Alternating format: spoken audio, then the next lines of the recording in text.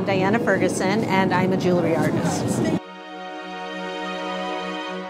I think from childhood, I was a creative soul, but I didn't really direct it towards art. I just knew that I wanted to do something different, and only when I was in college did I start to realize I had some artistic capabilities, and it kind of went from there. But I only became a full-time artist much later. I've been interested in beads of all sorts since I was in my early 20s, and my mother-in-law went to an antique store and she bought me all of these beautiful beads, and I just loved them so much. And at a point I picked up a book called Creative Bead Weaving, and it was all off-loom beading techniques, and I just started to teach myself the techniques such as square stitch and right angle weave, and then I eventually landed on peyote stitch, which is a very traditional stitch, almost a universal stitch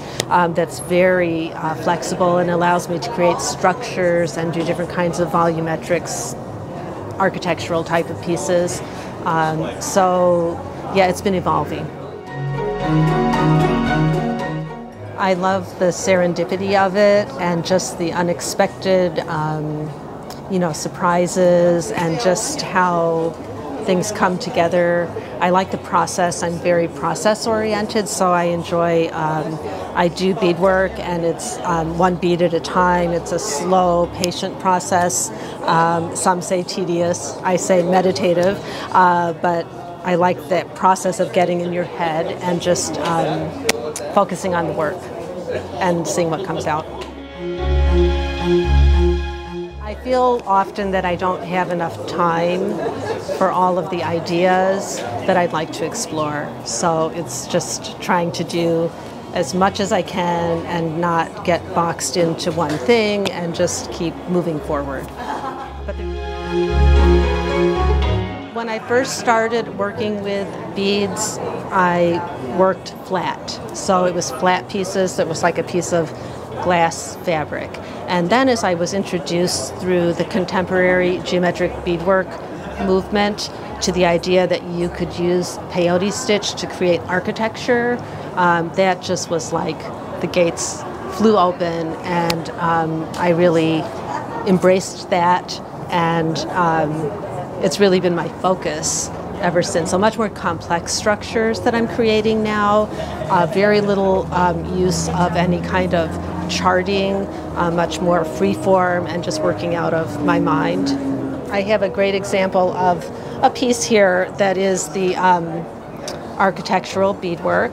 It's a bangle, so it slides on.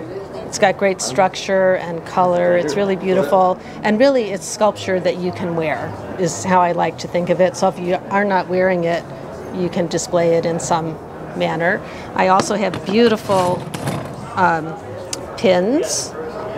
These are another example of using the beadwork to create volume and architecture. I want people to feel that they're wearing something both beautiful and creative, that it brings out an individual's creative self.